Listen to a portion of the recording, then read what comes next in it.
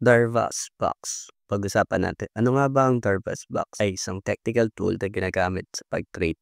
Usually, ginagamit ito sa mga stocks na may momentum or mga stocks na bullish, which is why magandang gamitin ito sa mga long positions kaya dito sa Philippine stock market.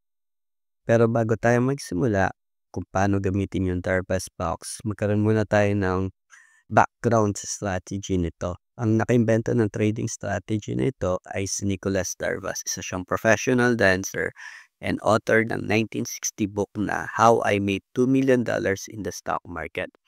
Naging famous siya from turning the $36,000 investment into more than $2.25 billion during a 3-year period. Partida pa nung panahon na yon, ang ginagamit lang ni Nicholas para maging updated sa mga stock prices is using the weekly newspapers and telegrams from news brokers. Wala pang online charting nun, so kagaya ngayon na very accessible and madali lang makapag-chart. Paano ko nga pa ginagamit yung Darvas Box sa pagtitrade?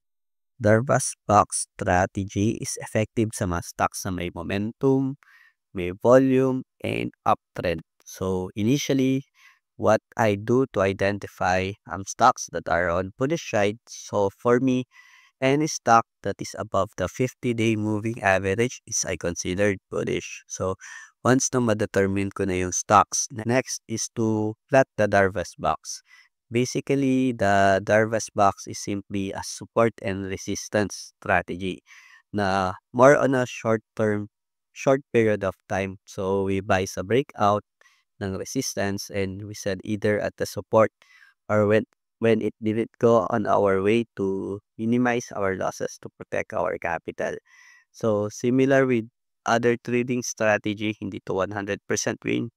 So, pero using this strategy, it could help you on your decision making and minimize your emotions sa pagtitrade. It teaches us to have a discipline in doing our trade decisions. So, let's look for samples kung paano ko ginagamit yung Darvas Box. Let's do some random back testing sa mga to see how effective this strategy could be. And ang ginagamit lang natin na indicator dito is the 50-day moving average. The 50-day moving average para ma-identify yung bullishness na sa stocks. So, let's try some samples here. Let's try APX. So, sa APX, bago tayo mag-enter ng stocks, mag-backtest muna tayo sa pinakamagandang mag-entry is during it cross the 50-day moving average because it would be a sign of bullishness, bullish position or bullish trend. And for this example, una natin identify yung resistance. So here, pagka-cross nyo ng 50-day moving average, nagkaroon siya ng resistance kasi nagkaroon siya ng pullback dito and correction. So we could determine that this would be the top of the box. Then check natin ang lower of the box. So here, dito would be our ideal bottom or bottom box sa nagiging Darvas Box natin because here, dito nagkaroon ng reversal. So dito pala ang pwede na tayo mag-plot ng lower box natin. Then dito ang magiging upper box natin. Ito yung top of the box and lower of the box. So this would be a good example of our Darvas Box. And yung entry natin is pag breakout ng box. So this candle. So ang exit natin dito, you could use trail stops. Like here, kung magti-trail stop ka, once it break down the low candle, pwede na tayo mag-sell. So, in this case, dito pwede na tayo mag-sell. Because nag-break out na siya dun sa trend following. So, would be able to have at least around 14% kung yun yung exit mo. And other strategy na pwedeng gawin is duplicate mo lang yung box. So, pag dinuplicate natin yung box, once ma-reach nyo yung duplicate ng box, on this version can sell at the end of the day. So around 20% din siya unless yun yung entry natin depende na lang yun yung strategy natin. Other way to exit is 'pag nag-breakdown na siya doon sa 50-day moving average. Ito mas maganda 'to kasi parang trend following lang 'to. Kung hindi nabe-break yung trend niya is tuloy-tuloy lang na tuloy-tuloy ka lang na mag-hold. So in this case, dito siya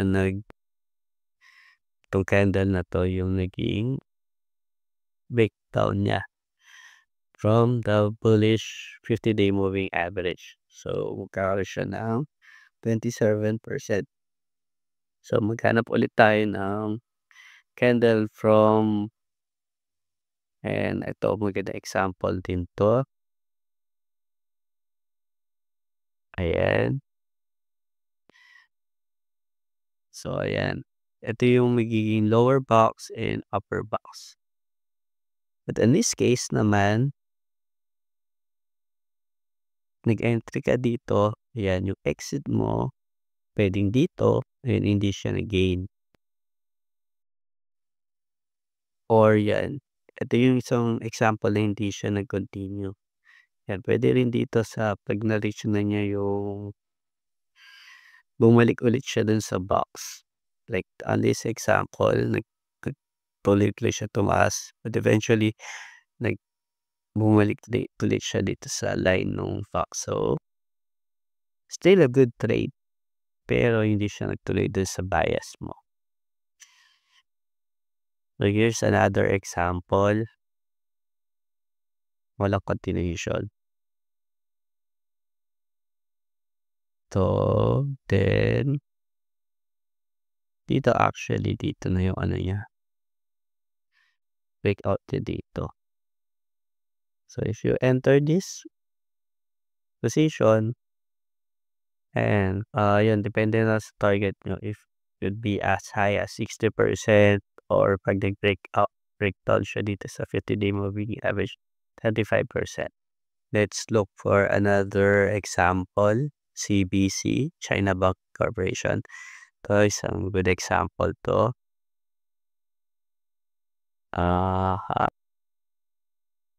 Ayan, titignan natin from the breakout. Yan, ito yung magiging box, breakout, entry. Ngayon, kung hinold mo siya up until now,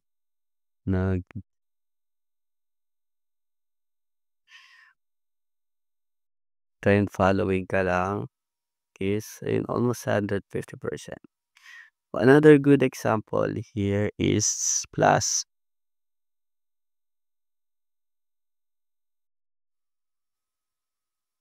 Ayan, tingnan natin si Plus. Kung kuplat tayo ng Darvas blocks. Breakout na dito. So, dito pala makikita natin. Ayan. So, dito yung breakout niya from the breakout point. From the breakout point, titingnan natin, hinawakan niya yung stocks until today.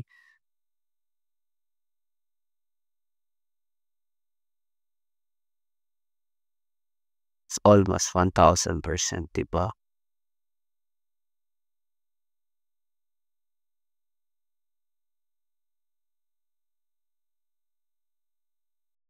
Or pwede ka rin naman mag-enter dyan sa mga ibang entries like here. Hanapin mo lang yung mga support and resistance. Dito, this will be the support. Hanapin mo yung resistance niya. Dito, nagkaroon na resistance kasi karoon ng pullback, breakdown, pullback yan. Or correction.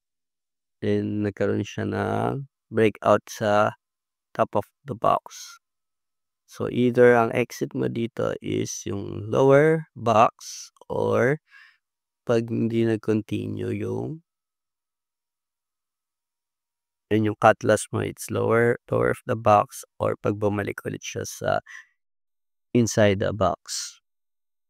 So, in this case, kunyari dito nag-breakout and bumalik ulit sa box, kaya possible nag-exit ka dito if yun yung conditions mo or yung lower of the box. And sa mga Darvas box, maghanap ka lang muna ng mga support muna.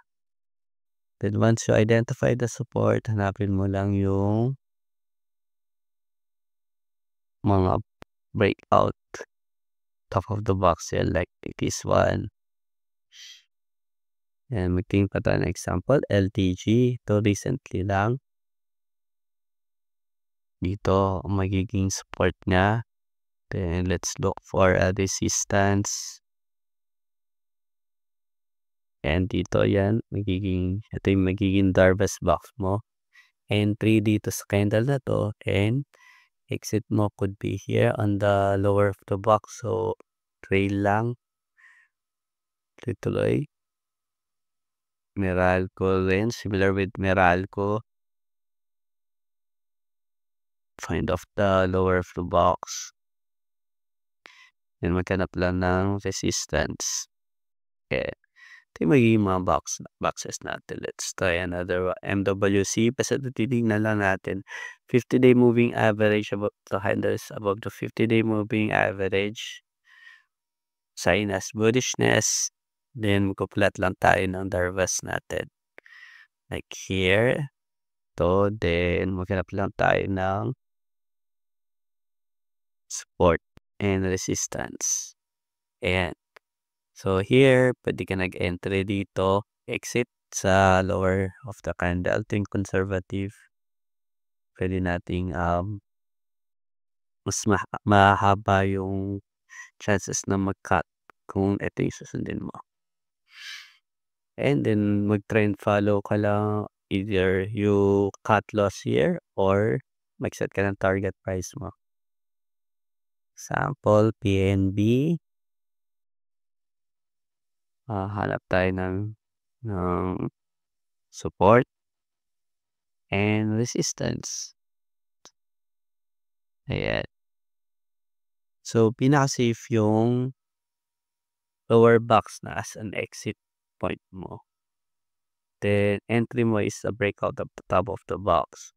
So, other methods din na pwede mong gawin is to measure yung risk neto. So, yan, 20%. Then, compute yung i-release mo, risk ratio. Ayan, breakout dito, entry, exit, cut loss dito sa lower of the box. And yun, hanggat hindi siya bumababa doon, continue lang sa pag-follow. PX. Okay, KPX. Tayo na maganda example. Ayan, dito. Ayan, breakout. Tapos hanap pala ng support like here. Ito yung magiging support. Then hanap pala ng resistance dito. Then pwede ka mag-trend follow lang nun. Hanggat hindi siya, ang cut loss mo is dito sa lower box. Entry mo sa top of the box. Ayan. Tapos yun, trend follow ka, exit. Depende na lang kung ano yung target price mo or how you take profit sa entries mo. Yun, di ba iba kasi yun, pwedeng target price, pwede mo i-duplicate yung box, pwede kang mag-trend follow, mag-breakout ng moving average mo. Ayun, tas yung cut loss could be here at the bottom of your lower box. Let's look for another example. Okay, SEC. And maghanap na tayo ng galing sa breakout.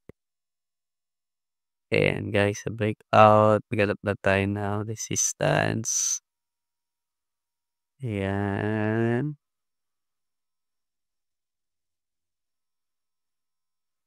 and resistance, support I mean, apply na resistance, ayan. Yan yung entry natin, yun yung breakout nung candle. So, ito yung entry natin. Exit natin yan, kanya-kanya lang tayo na exit.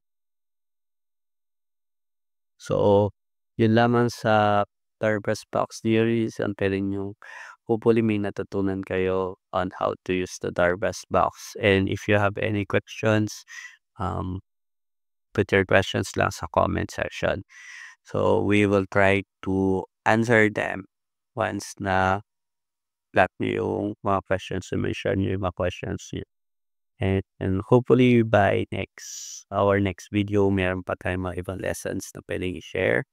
Or ayun nga, mag-ano tayo ng mga stock analysis ng mga request. You can request your stock analysis sa comment section. And we will try my best na ma-share sa inyo what's my opinion on the stocks that you would like for me to review or analyze. Ayun lamang for this video. See you on the next video.